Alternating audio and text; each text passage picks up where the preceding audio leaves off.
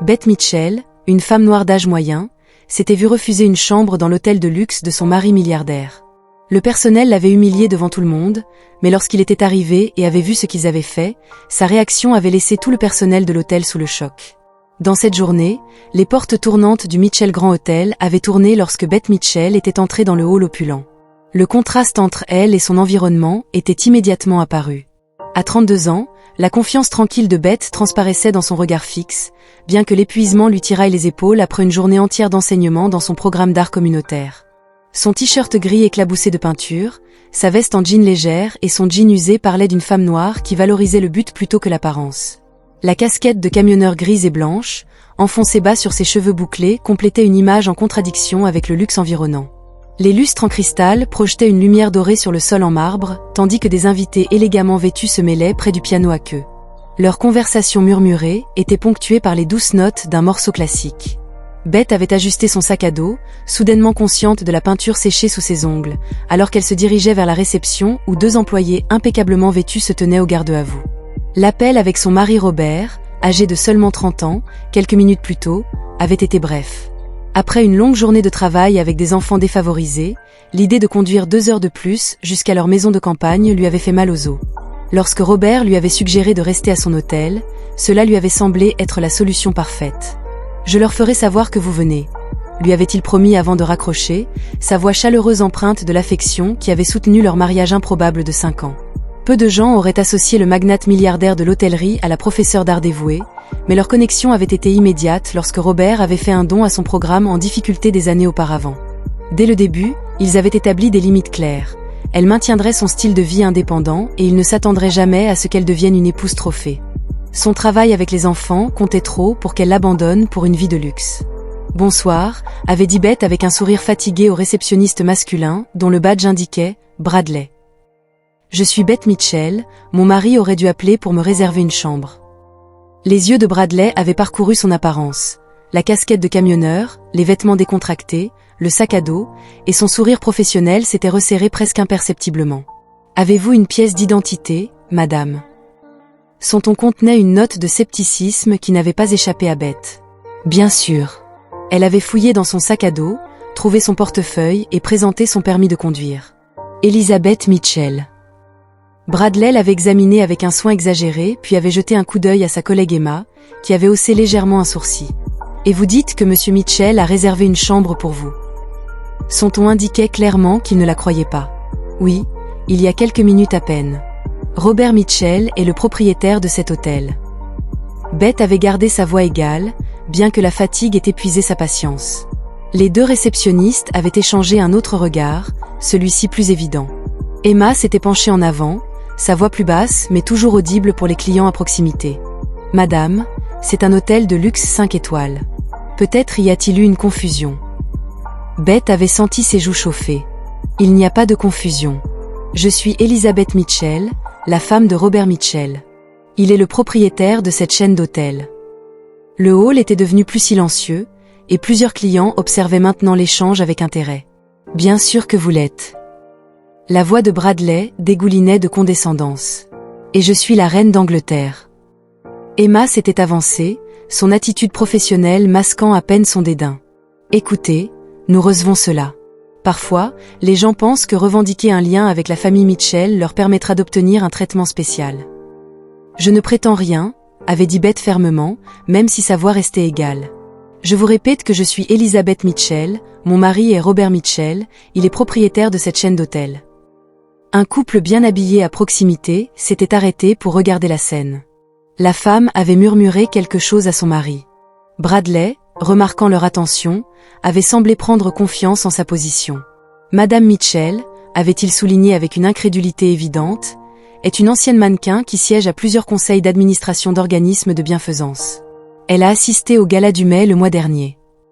Ses yeux avaient balayé le jean taché de peinture et le t-shirt décontracté de Bette.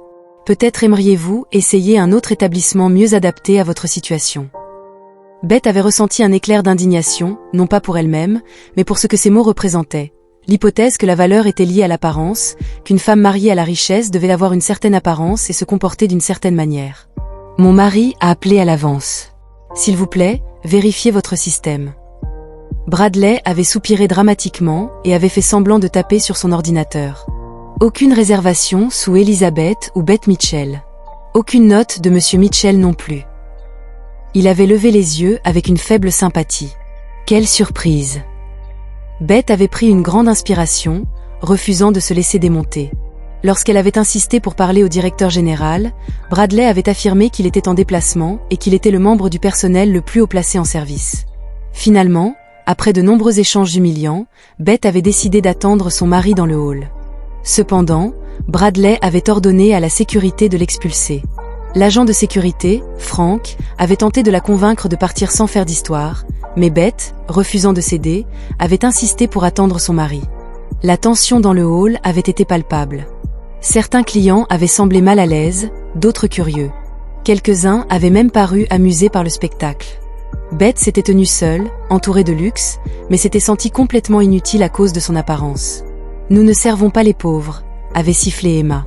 Son masque professionnel avait complètement glissé. Les mots avaient flotté dans l'air comme une présence physique, choquante. Leur mépris nu avait même surpris Bradley. L'explosion de colère de son collègue contre Beth l'avait figé. Le temps avait semblé ralentir à cet instant. Elle n'avait pas été seulement Beth Mitchell, l'épouse d'un milliardaire à qui l'on refusait l'entrée de son propre hôtel. Elle avait été toutes les personnes noires jugées sur leurs vêtements, leur accent, leur apparence. Chaque enfant de son programme artistique à qui l'on avait dit qu'il n'avait pas sa place. Chaque rêveur renvoyé avant même qu'on lui ait donné sa chance. La prise de Frank s'était resserrée sur son bras. « Madame, j'ai besoin que vous partiez maintenant », avait-il dit en commençant à la guider vers la sortie. Les portes tournantes à l'entrée avaient pivoté, laissant passer une grande silhouette dans un costume impeccablement taillé. Robert Mitchell était entré dans le Mitchell Grand avec la confiance tranquille d'un homme qui connaissait sa place dans le monde. À 45 ans, ses cheveux poivre et sel et sa carrure athlétique lui donnaient une apparence distinguée qui imposait le respect sans l'exiger. Après un long vol et avec des réunions prévues pour le matin, tout ce qu'il avait voulu, c'était voir sa femme et profiter d'un dîner tranquille. Il avait traversé le sol en marbre et avait immédiatement remarqué l'agitation près de la réception. Une foule s'était rassemblée au centre. Un agent de sécurité était en train d'escorter Beth vers la porte. Robert s'était arrêté, observant la scène avec une précision experte. Il avait noté la posture digne de sa femme malgré l'humiliation évidente, la prise inconfortable mais déterminée de l'agent de sécurité sur son bras, les expressions suffisantes du personnel de la réception et la foule murmurante des badauds. Pendant un instant, il s'était contenté d'observer, inaperçu dans le drame qui se déroulait devant lui. Il avait appris que les moments les plus révélateurs survenaient lorsque les gens pensaient que personne d'important ne les regardait. Avançant silencieusement, il avait capté des bribes de conversation. Je n'arrive pas à croire qu'elle ait pensé que ça marcherait. Se faire passer pour Madame Mitchell, parmi toutes les personnes. Certaines n'ont aucune honte. Alors qu'il s'était approché, Beth l'avait remarqué. Le soulagement dans ses yeux avait été palpable, mais elle n'avait fait aucun geste grandiose, aucune annonce triomphale. Cette dignité tranquille, ce refus de se réjouir même dans cette situation, avait été l'une des innombrables raisons pour lesquelles il était tombé amoureux d'elle. Robert avait posé doucement une main sur l'épaule de Frank, le forçant à se retourner. « Excusez-moi », avait dit Robert. « Y a-t-il un problème ?» L'expression de Frank était passée de la surprise à la reconnaissance en un instant. « Monsieur Mitchell. Monsieur.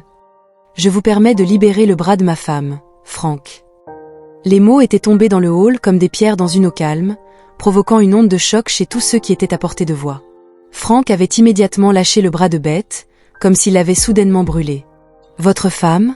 avait-il balbutié. Robert s'était approché de Beth et l'avait entourée d'un bras protecteur. « Ça va ?» lui avait-il demandé doucement.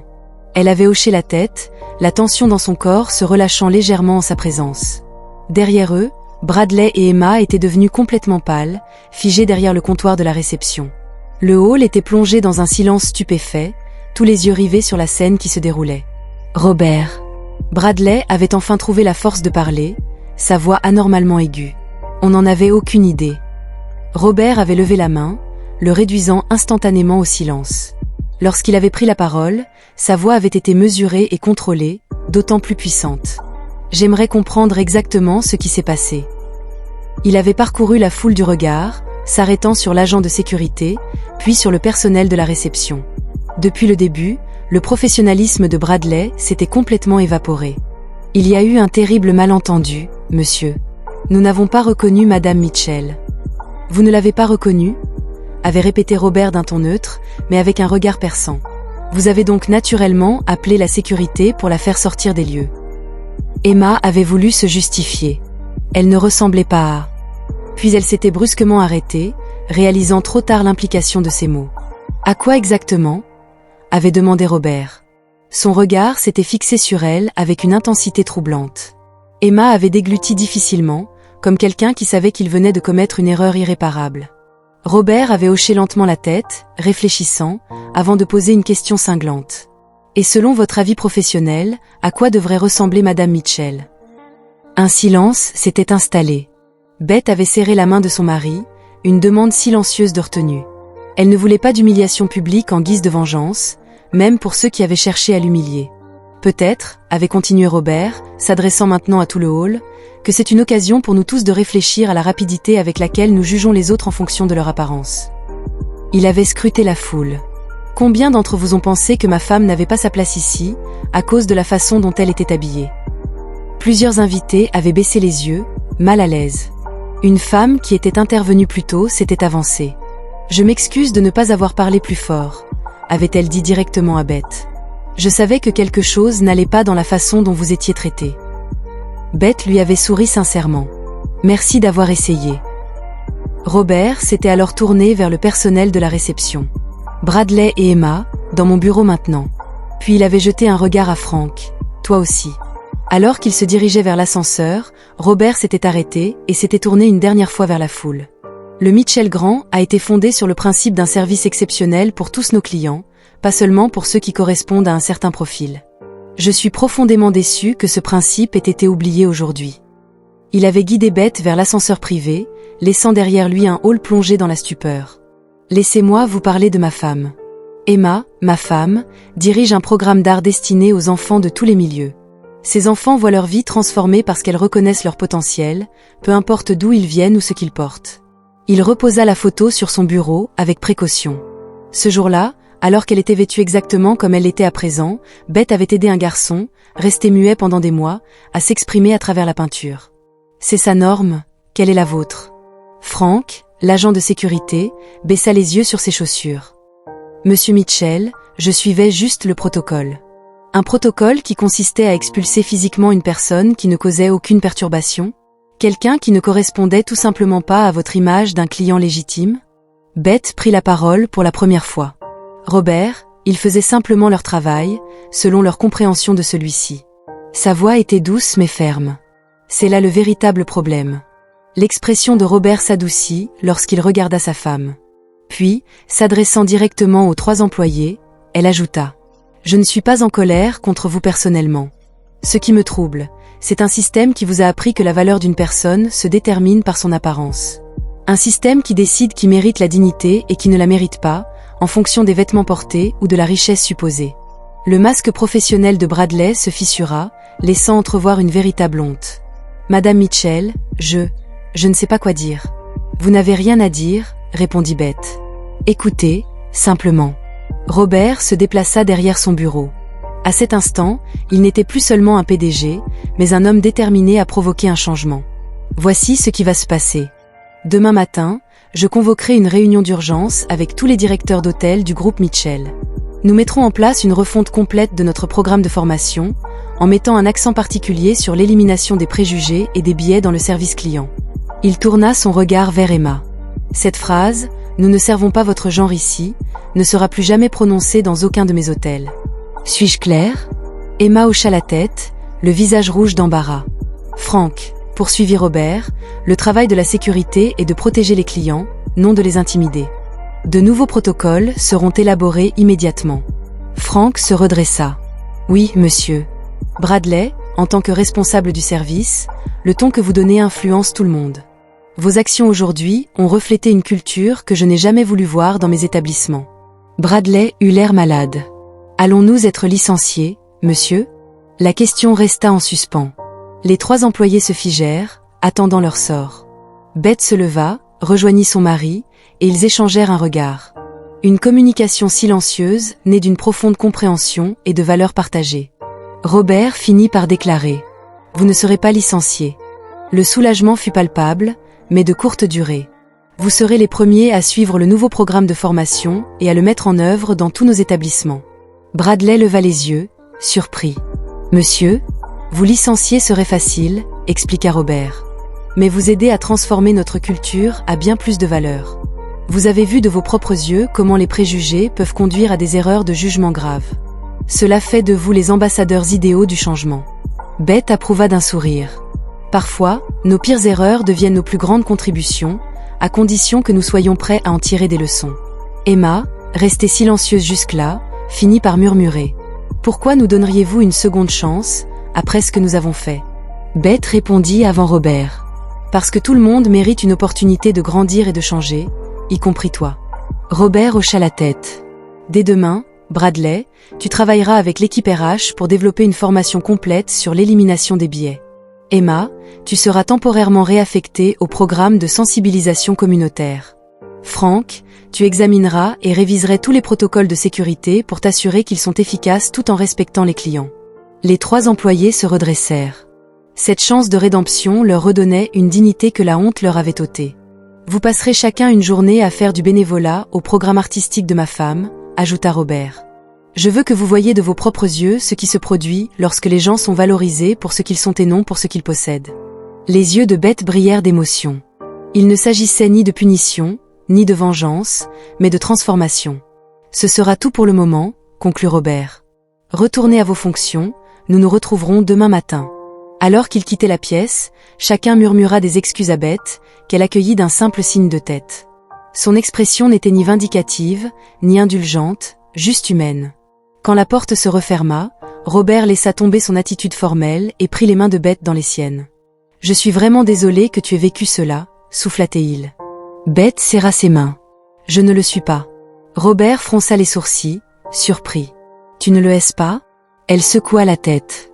Ce qui s'est passé aujourd'hui était horrible, mais cela arrive tous les jours à des gens qui n'ont pas un mari milliardaire pour arranger les choses. Au moins, cette fois, quelque chose de bien en sortira. Robert lui offrit un sourire tendre. C'est pourquoi je t'ai épousée. Ta capacité à trouver un sens, même dans les moments les plus douloureux. 3 mois plus tard, Beth se trouvait dans le hall du Mitchell Grand. Elle observa Bradley accueillir une femme âgée en robe simple et pull usé. Son attitude avait changé, et pas seulement sur le plan professionnel. Il l'accompagna à l'ascenseur avec le même respect qu'il aurait eu pour un dignitaire. Robert apparut à ses côtés. « Quel changement ?» fit-il remarquer. Beth hocha la tête, satisfaite. Les chiffres le prouvent aussi. La satisfaction des clients a augmenté de 23% dans tous les hôtels. Ce qui avait commencé comme une simple réaction à un incident était devenu une transformation à l'échelle du groupe. L'initiative « Dignité pour tous » avait été adoptée dans tous les établissements, avec Bradley comme son plus fervent défenseur. À travers le hall, Emma apparut aux côtés d'un jeune homme en fauteuil roulant. Après son passage au programme artistique, elle avait demandé une réaffectation permanente aux relations communautaires et coordonnait, désormais un programme de stage pour les jeunes défavorisés. Madame Mitchell, voici Marcus. Il commence le programme culinaire aujourd'hui. Beth accueillit chaleureusement l'adolescent. Marcus était l'un de mes étudiants en art l'an dernier, expliqua-t-elle à Robert. Il a un incroyable sens du détail. Robert lui serra la main. Le chef exécutif est ravi de t'accueillir. Alors qu'Emma et Marcus s'éloignaient, Beth observa Franck, toujours en poste. Désormais, il formait personnellement les agents de sécurité, utilisant sa propre erreur comme outil pédagogique. Robert rit doucement. Mon erreur d'épouser une professeure d'art qui porte une casquette de camionneur dans un hôtel 5 étoiles. Il la serra contre lui. La meilleure erreur que j'ai jamais faite. Merci d'avoir regardé, et à la prochaine dans une nouvelle vidéo.